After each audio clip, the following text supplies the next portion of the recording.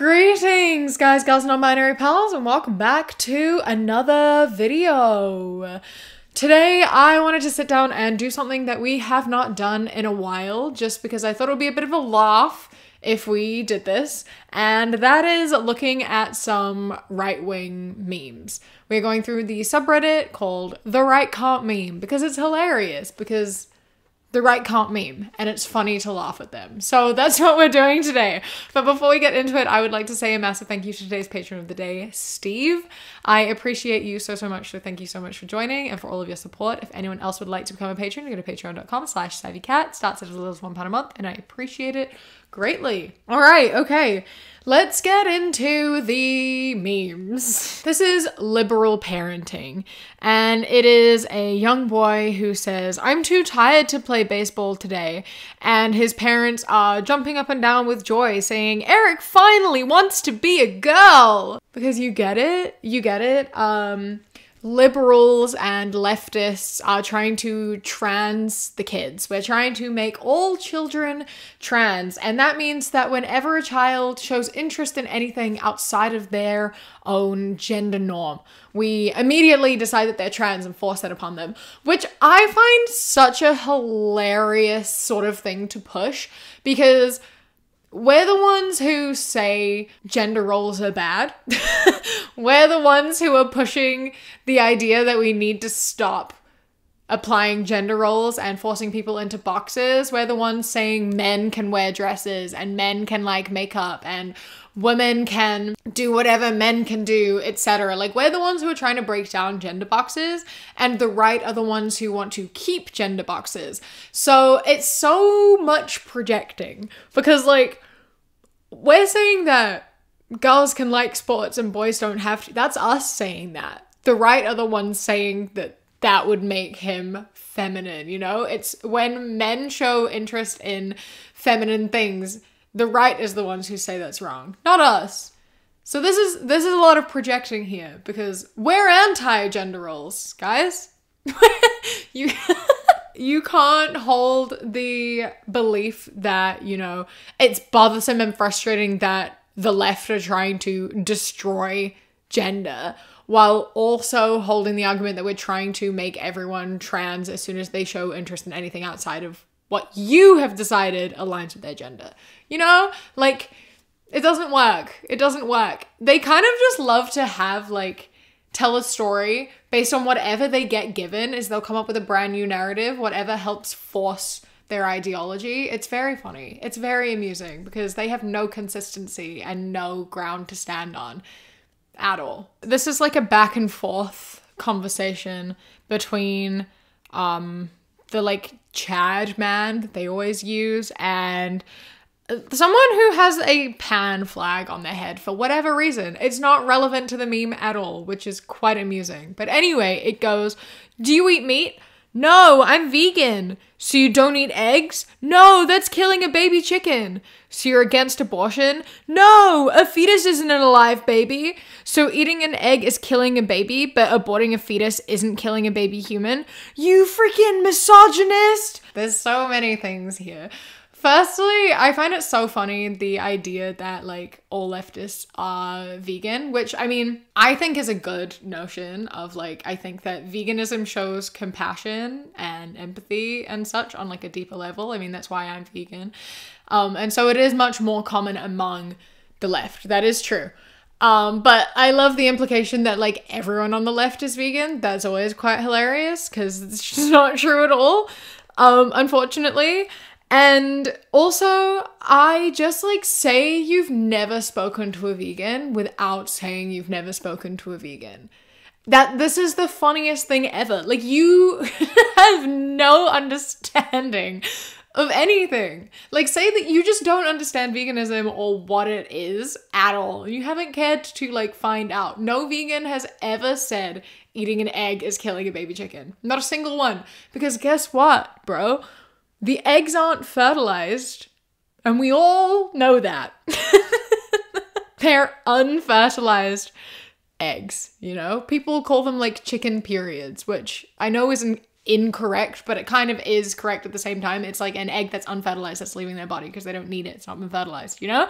So it's not killing a baby chicken. That's not why people avoid eggs. People avoid eggs because the poultry industry is horrible. It's because of the conditions that chickens are kept in, you know? Like people, anything that has eggs in it, like all baking stuff, all stuff that you buy pre-made that has eggs in it, 9 times out of 10, that's going to be a caged egg. That's going to be like battery farmed eggs, which is bad. You don't want to be giving our money to that because it's an incredibly cruel industry. And then even barn eggs, barns aren't great. There's like no room to move around at all. They just kind of say barn egg to make you think that it's much better, but it's really not much better. Free range still isn't great either because the regulations aren't super great. And then even still, giving money to free range eggs is still funding, you know, the exploitation of animals and their eventual slaughter. And we don't want to give our monies to that. You know, we don't want to pay for someone to raise chickens just to kill them, you know? Like, that's not where I want my money to go. It's cruel, it's exploitative, and that land could be used for other stuff. Also, like, in terms of climate, it uses so much water. And when they feed, like, soy and grain, that's taking up land that could be used for, you know, food for people, etc. It's a whole big thing, but a lot of water goes into producing one chicken egg. Like gallons upon gallons and gallons of water go into making one chicken egg because you have to like water all the food that they eat. You have to give the chickens water to drink themselves. All of that contributes to one egg. So it's bad for the environment, it's bad for the chickens, blah, blah, blah. It's not because you're killing a baby chicken. Anyway, that's my little veganism rant that I put way too early in the video, so it probably scared a lot of people off. But anyway, it's good to be informed about the things that you're saying and the arguments that you're trying to have, you know? So this is a person wearing a BLM shirt and their hat says, "Impeach Blumpf." And they say, "Don't you see what's happening? The entire structure of Western society is based on a massive century-spanning conspiracy implicitly designed to keep people of color imprisoned and impoverished and perpetuate white supremacy." And they have like a whole wall of things with like strings attached to like public schools, capitalism, crime statistics, FBI, DOJ, crack, recreating, slave trade, and all of that. Which is a very profound thing to say, you know, like that's true. That's accurate. Yes, correct. And the next slide though says, or Africans aren't so bright. And he just says, racist! Which, yeah. Yeah. How are you trying to paint this person into being the bad guy here? They made a ton of really great points. Going for Africans aren't so bright, that's like the most racist thing you could have said. That's the most racist answer you could have had.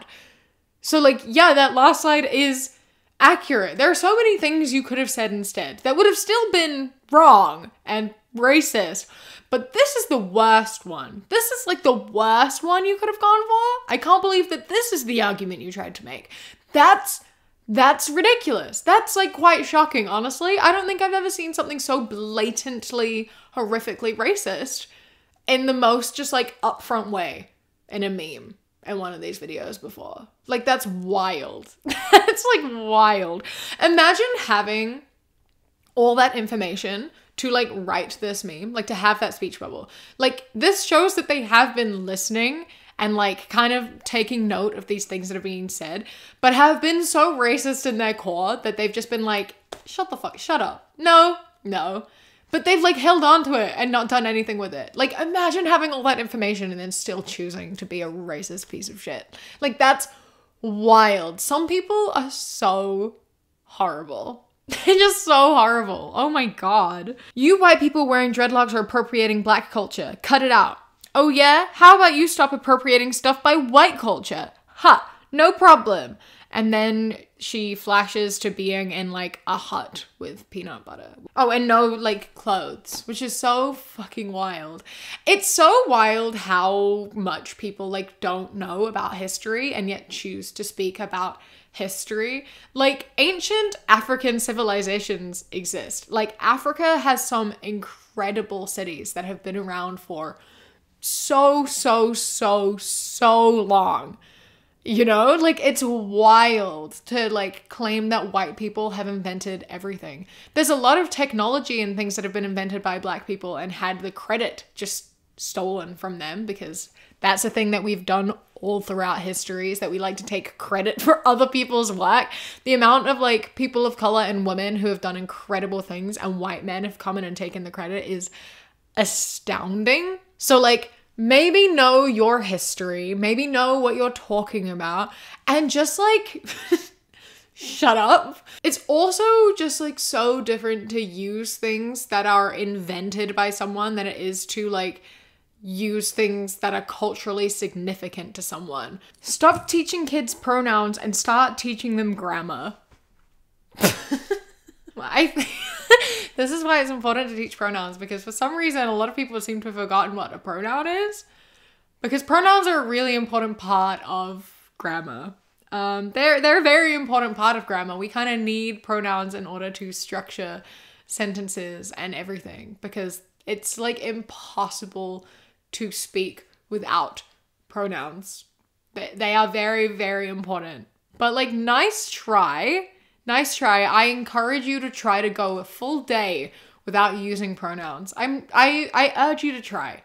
I mean, you could do it if you just used exclusively names, and it would mean having to talk about yourself in third person. But like, it's maybe possible. It's maybe possible, but good luck. Good luck. This is a guy and a girl speaking, and he says, "I hope Andrew Tate rots in that cell." And she says, "OMG, me too." And then it flashes to her pegging him.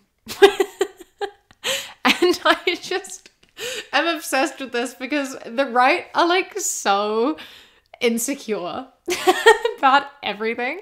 Like, I don't understand what's wrong with this image at all. Like, this exists to like, well, the reason they posted it is to make fun of men who think Andrew Tate should rot in a cell, which, yikes. He's done some horrible things, as well as said some horrible things. And if you aren't against him rotting in a cell, yikes. But regardless, like, whenever men say anything that like the right and the specific group of people find to be, you know, very liberal or against what they believe is important to think as a man, they're like, he'd get pegged. He'd let a girl peg him. And it's like, and? like he's comfortable enough within his sexuality to want to expand and explore his pleasure points, and that's a bad thing. This sounds like a you problem, actually, that like you wouldn't allow yourself to search and like expand out into your sexuality. Like, you obviously don't have to be into pegging or anything along that line. I'm not saying that at all, but you shouldn't feel so insecure about it to which you like belittle men who are like, they're most definitely having a much better time in the bedroom than you are, because they're not spending the whole time being insecure and afraid of like showing enjoyment and sharing pleasure and such, you know? Like, I think they're winning, actually. If you want to deny your sexuality and your self-pleasure, that's on you. It's got nothing to do with anyone's political beliefs at all, but good try. Liberals when two 12-year-olds are having sex. Happy face. Liberals when two 12-year-olds are getting married. Sad face. A couple things here. One, two 12-year-olds, show me where two 12-year-olds are ever getting married. To each other? That's not happening. Two 12-year-olds aren't getting married to each other anywhere. Usually you have child brides who are 12-year-olds getting married to much older men. That's typically when 12-year-olds get married. And I really don't feel like I should have to point out the problems with that. I really do think that that is very self-explanatory. Because of, you know, power, control, manipulation, lack of consent, lack of choice, lack of independence, all of that, you know, like, those are very obvious reasons as to why 12-year-olds should not be getting married to older people. And if two 12-year-olds are getting married, that's also a problem. Like, why are two 12-year-olds getting married? You know, like, why is that happening? Who is allowing that to happen? What is going on? How did this come to be? I'm just baffled because as far as I'm aware, that doesn't happen. Although if it's gonna happen, I would rather two 12-year-olds get married than a 12-year-old marry someone who's much older, you know? Like, if 12-year-olds are gonna get married, I would rather it be to each other. And that's the same with two 12-year-olds are having sex. If 12-year-olds are having, like, a relationship together, I don't think they should be having sex. I don't think that that is something that 12-year-olds are emotionally ready for. I don't think that is something that, you know, they really know what they're doing. I don't think they are well equipped enough to be safe and to be making smart choices when it comes to those decisions. However, you know, sometimes you can't stop those things from happening, and it can be a result of their upbringing, the people around them, education, mainly lack of education. Like, all of these things can lead to kids having a relationship like that between each other, which I think they need help if that is happening, and I think that they need to have a conversation and they need to be educated. So I'm not saying anyone's like super happy about it, but it is better than when an older person is involved, you know? I think that two people of the same age doing stuff together is like still not encouraged, but much, much better than if an older person is involved in that situation. Even if it's a 12-year-old and like a 14-year-old. No, still a problem. Yeah?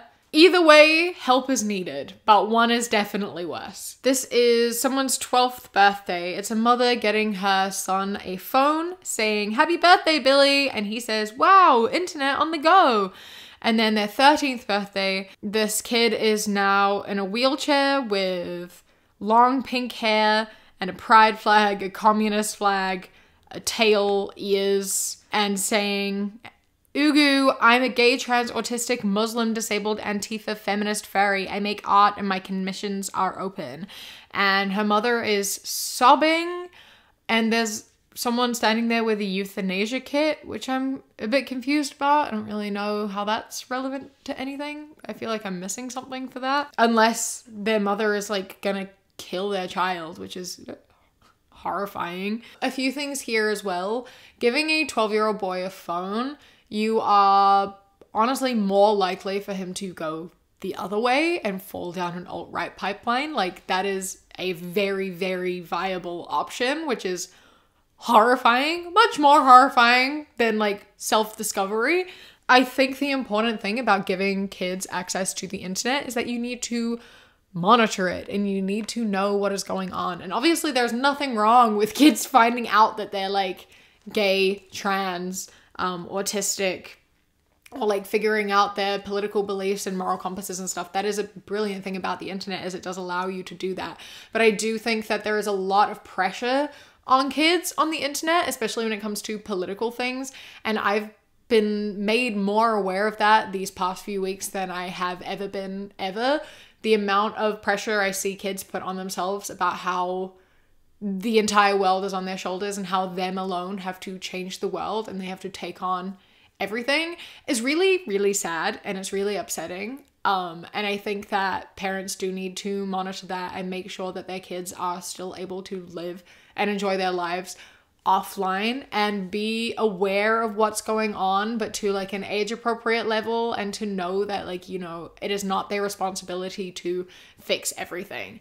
And I think that having conversations about your identity, and if you think that you are autistic or have any other, you know, mental health issues or physical health issues, that is a conversation that you can have with your kid. And I think that, like, the thing is that you just need to have open communication. You need to tell your kid that they can trust you.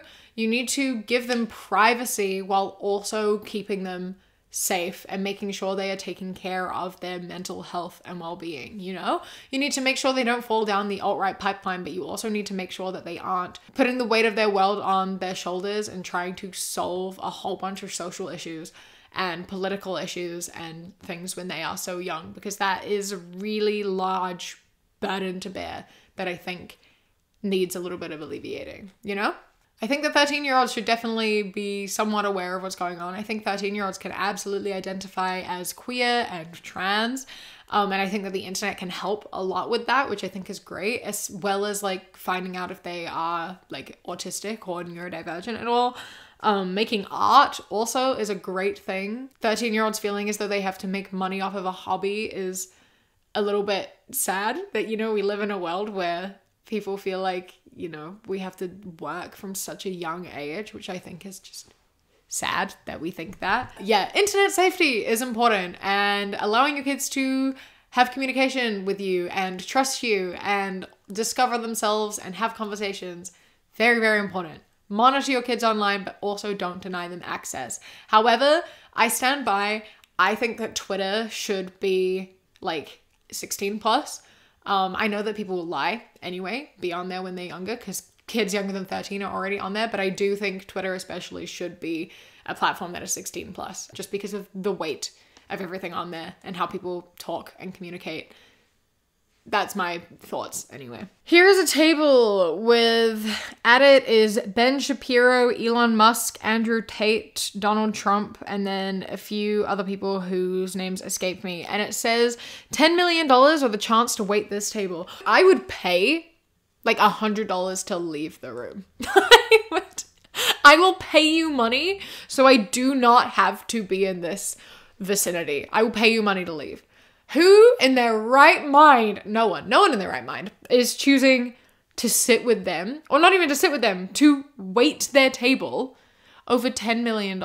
Like, who came up with this question? What was the point in this question?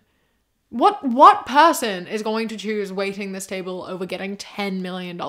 What value can they give you that is equivalent to $10 million? There's nothing they can say or do that will be worth $10 million. All right? Nothing. There's nothing really anyone could say or do that's worth $10 million. You could give me the opportunity to be in the room with anyone throughout history. Anyone. You'd be like, would you rather be in the room with list any group of people ever or take $10 million? I'm taking $10 million. Like, is money the most important thing in the world? No, I guess not. But also, like, having $10 million would solve a lot of problems, you know? I'd never have to, I would lose so much stress and anxiety, and like life would just be so much better, you know? $10 million? Why would you not take that? What's wrong with you? Take the $10 million, okay? Like, money can't buy you happiness, except it buys all of the things that makes me happy and alleviates like 90% of the stress, which makes me sad. So it kind of does. Money kind of does buy happiness for a lot of people. And if you were choosing this table of all tables over $10 million, they've clearly taught you nothing, honestly. It means that their grift has very much worked, because there's nothing they can offer you worth even a fraction of that. You should take like $1,000 over waiting that table. I'd pay money to not have to. Speaking of Elon Musk, he has a tweet here that says, repeated targeted harassment against any account will cause the harassing accounts to receive, at minimum, temporary suspensions. The words cis or cisgender are considered slurs on this platform. It's so funny because those are really old prefixes. Like, they originate from like Latin, and they just mean like on this side of it. It's literally just, it's just a prefix to a word. How is it a slur in any way? There's no way that you can spin that word to make it into a slur. It's so funny how people have tried to pretend that it's a slur because for some reason they feel attacked by it. It's literally just an adjective. It's just a descriptor. You are just cisgender. I am cisgender. What's the problem? What's the problem with it? Like, get over it. Even without the existence of trans people, we would still be cisgender. It's just a descriptor, guys. Like, oh my God, it's so funny. And also Elon Musk banning the word cis because it's a slur, but not banning like the F slur or the N-word or anything like that. Like, this is the only one that matters. It's the only one that matters. No other slurs matter. Actual slurs, actual hate speech, that's fine. Freedom of speech. But any word that can be directed towards him, problem. Immediately suspended. The way he runs this app is fucking so ridiculous. It's so funny how every single thing he changes, you can directly see what caused him to change it. And cis is obviously something that people have said to him. So he's like, I'm banning it. Like, grow up, bro. Grow up. Anyway, I'm going to end this video here. As we can see, the right clearly cannot meme at all. They don't really know what they're talking about ever. So it's been fun. I hope that you enjoyed this video. A massive thank you to my Sprout and Above patrons whose names are up on the screen right now. And a huge, huge thank you to my Kiwi Cat patrons. Harry, Bobby, Sparrow, Josh, Mandy, Ikazel, Jessica, Eldo, Danielle, Anoli Like Cannoli, Elias, Apollo, Taylor is Trying, Boston, Chris, Amelia, and Anu. I love and appreciate you all so much. Thank you so much for joining. If anyone else would like to become a patron, go to patreon.com/savvycat or click the top link in the description. For as little as £1 a month, you get my videos a day early, as well as podcasts a week early. And then for £3 and up, you get things such as outtakes, bonus mini podcasts, live streams, vlogs, and more. Don't forget to follow me on Instagram, The Queer Kiwi, and Twitter, That Queer Kiwi. I hope that you enjoy the rest of your day. Stay safe. Keep fighting. I love you. Mwah. When you close your eyes.